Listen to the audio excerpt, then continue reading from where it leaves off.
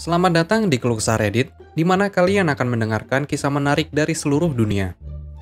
Kali ini adalah beberapa kisah tentang malicious compliance yang singkatnya memberi pelajaran kepada seseorang yang ngeyel alias kolot. Berikut kisahnya. Cerita pertama. Tidak mengirimkan kontrak kecil untukmu, mengerti? Ini terjadi beberapa tahun yang lalu ketika aku bekerja sebagai koordinator pemasangan untuk sebuah departemen store. Jika kalian ingin pekerjaan cepat selesai, mulai dari memasang toilet hingga membangun garasi, kalian akan datang kepadaku. Aku akan memberi kalian perkiraan cepat, dan jika kalian berada di lokasi setelah itu, kirim kontraktor ke lokasi kalian untuk melakukan pengukuran yang tepat jika diperlukan. Kemudian aku akan menghitung biaya bahan dan tenaga kerja kalian dari sana, mengutip kalian, dan tetap berhubungan dengan kontraktor. Sebagian besar agar aku dapat membantu menyelesaikan apapun yang mungkin menunda pekerjaan.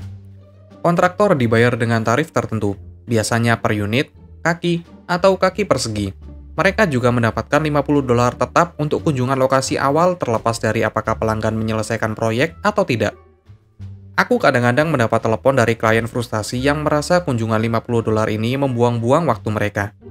Tetapi karena kunjungan itu biasanya memakan waktu kurang dari 1 jam, termasuk perjalanan, dan aku menghasilkan $3 di atas upah minimum, aku tidak dapat mengumpulkan banyak uang simpati atas keluhan tersebut. Sebagian besar, kontraktor kami datang dalam 2 kategori. Perusahaan besar yang umumnya memiliki penghubung yang ingin membuat mitra bisnis mereka bahagia, dan perusahaan individu atau bisnis keluarga di mana orang yang aku ajak bicara di telepon tadi akan menjadi orang yang melakukan pekerjaan itu. Aku cukup beruntung untuk dilatih oleh seniorku, tetapi telah mengundurkan diri untuk mengambil jabatan yang tidak terlalu membuat stres. Jadi aku bisa datang kepadanya untuk meminta nasihat, dan yang lebih penting, dia membantu aku dengan cepat membangun hubungan dengan orang-orang tempat aku bekerja. Ini akan menjadi penting karena aku memiliki keleluasaan yang luas dalam bagaimana aku membagi pekerjaan. Tetapi banyak dari mitra kami cukup terspesialisasi atau hanya lebih menyukai jenis pekerjaan tertentu. Fakta kalau sistem kami tidak disiapkan untuk mengakomodasi.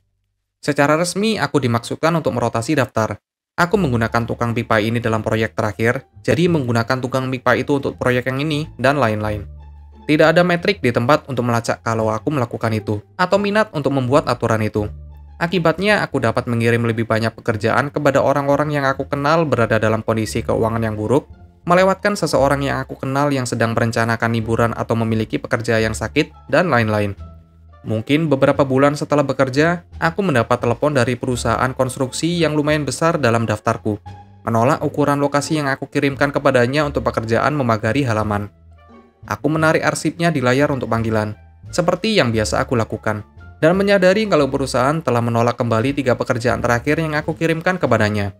Perusahaan menuntut aku, berhenti mengirimi aku pekerjaan kecil tai kucing ini. Aku tidak tertarik pada apapun di bawah kontrak sebesar $100.000. Berkasnya mencantumkan dia untuk pekerjaan pagar, dek, garasi, dan lain-lain, tetapi tidak ada dalam kontraknya tentang ukuran pekerjaan minimum, dan aku akan terkejut jika ada. Jadi aku hanya mengiyakan kepadanya dan mengakhiri panggilan telepon, lalu menaruh catatan di filenya untuk tidak menggunakan perusahaan. Harga kayu berlipat ganda pada musim panas itu, dan kombinasi dari 4 penolakan pekerjaan lokasi berturut-turut bersama dengan tidak melakukan pekerjaan apapun untuk kami selama beberapa bulan tertentu, secara otomatis mengakhiri status kontraktor pilihannya dengan kami, yang berarti dia membayar lebih untuk bahan. Dia cukup memperhatikan bisnisnya untuk menghentikan pekerjaan yang dia tidak sukai, tetapi tidak pernah menyadari kalau biaya materialnya melambung tinggi dalam semalam. Aku tahu perusahaan mengalami beberapa tahun yang sulit setelah itu. Sejauh yang aku tahu, mereka masih dalam bisnis. Tetapi aku berharap pria itu sedikit melunak dalam cara dia berbicara kepada orang-orang yang membantu menyelesaikan pekerjaan di mejanya. Kami tidak pernah menjadi bagian besar dari pendapatannya, tapi aku berharap malicious compliance kecilku membantu menekannya. Cerita kedua. Tolong beri jelly di atasnya. Baiklah, jadi aku bekerja di snack bar di arena bowling. Manajer yang aku akan panggil Eric ingin main-main saat memesan makan malamnya. Dia menginginkan 2 sandwich PB plus J, dan meminta kalau keduanya harus memiliki jelly di atasnya. Aku berkata, 2 jelly selai kacang, jelly di atasnya? Dia bilang ya. Aku pikir itu bodoh. Mari kita taruh di atas. Jadi aku melanjutkan untuk membuat 2 sandwich PB dan J dengan jelly secara fisik di atas sandwich. Aku membawa sandwich, dan Eric benar-benar kaget dan tidak bisa berhenti tertawa. Dia menunjukkan sandwich kepada semua orang. Aman untuk mengatakan kalau kami telah memulai permainan yang menarik untuk menerima pesanan sesuai permintaan, dan aku senang melihatnya terus berlanjut. Terima kasih telah menonton video ini. Kalian bisa like, komen, dan subscribe channel ini. Sampai bertemu di video selanjutnya.